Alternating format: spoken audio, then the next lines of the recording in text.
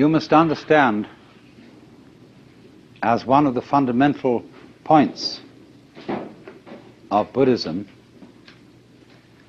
the idea of the world as being in flux. I gave you the Sanskrit word anitya as one of the characteristics of being, emphasized by the Buddha along with anatman, the unreality of a permanent self, and dukkha, the sense of frustration. Dukkha really arises from a person's failure to accept the other two characteristics, lack of permanent self and change. You see, in Buddhism, the feeling that we have of an enduring organism, I meet you today and I see you, and then tomorrow I meet you again and you look pretty much as you looked yesterday, and so I consider that you're the same person. But you aren't. Not really. When I watch a whirlpool in a stream, here's the stream flowing along, and there's always a whirlpool like the one at Niagara.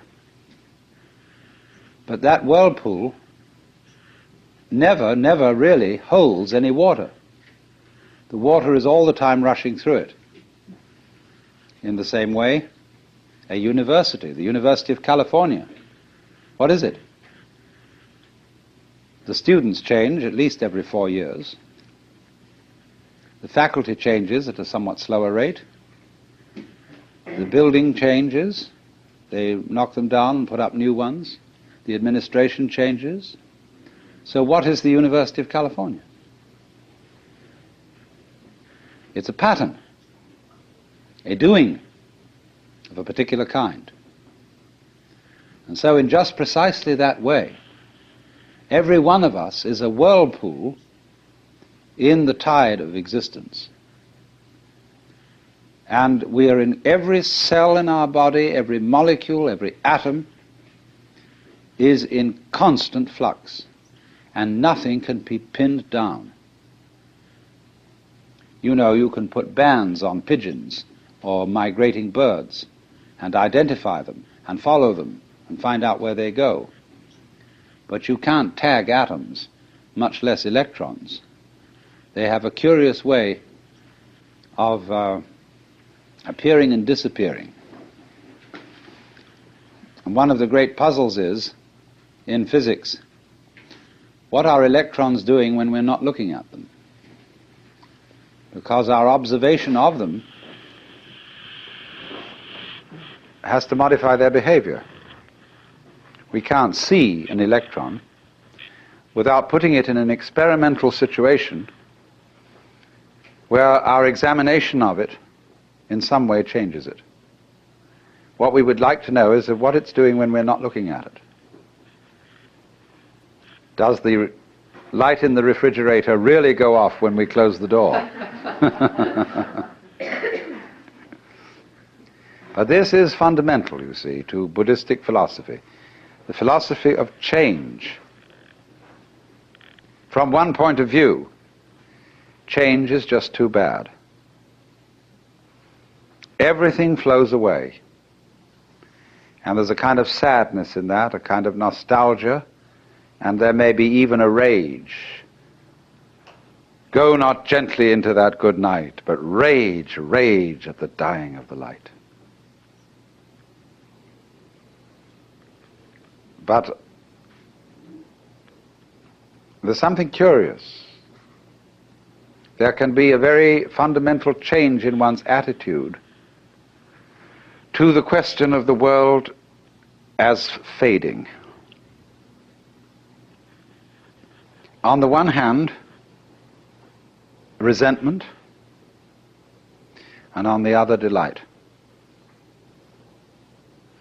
If you resist change,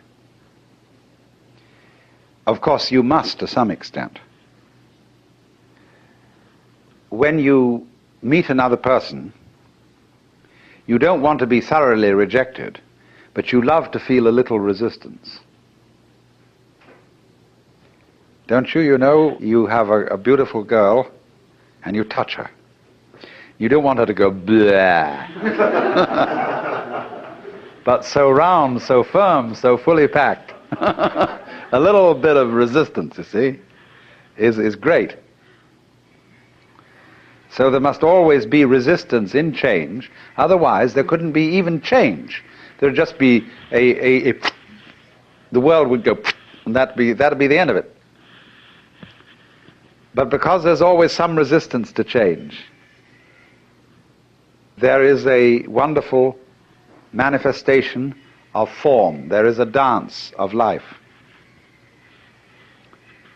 But the human mind, as distinct from most animal minds, is terribly aware of time. And so we think a great deal about the future, and we know that every visible form is going to disappear and be replaced by so-called others. Are these others, or are they the same forms returning?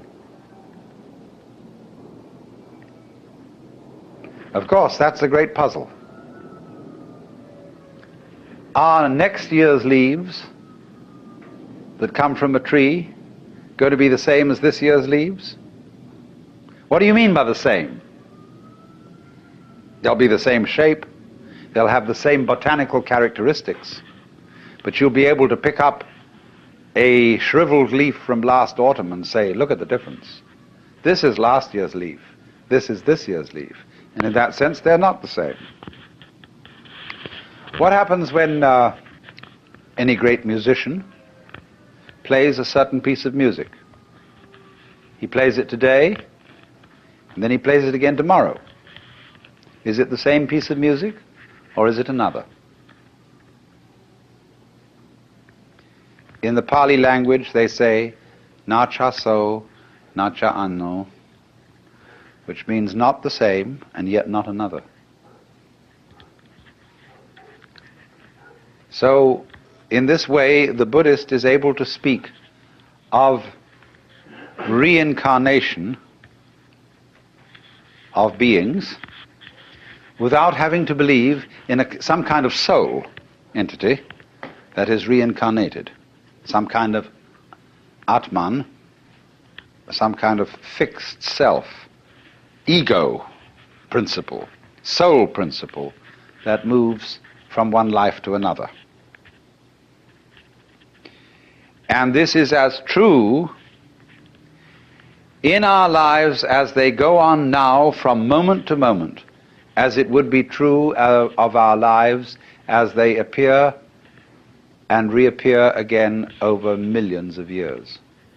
It doesn't make the slightest difference, except that there are long intervals and short intervals, high vibrations and low vibrations. When you hear a high sound, high note in the musical scale, you can't see any holes in it. It's going too fast. And it sounds completely continuous. But when you get the lowest audible notes that one can hear on an organ, you feel the shaking. You feel the vibration. You hear that music going dun dun dun dun dun dun dun dun dun dun dun on and off. So in the same way, as we live now from day to day, we experience ourselves living at a high rate of vibration, and we appear to be continuous, although there is the rhythm of waking and sleeping.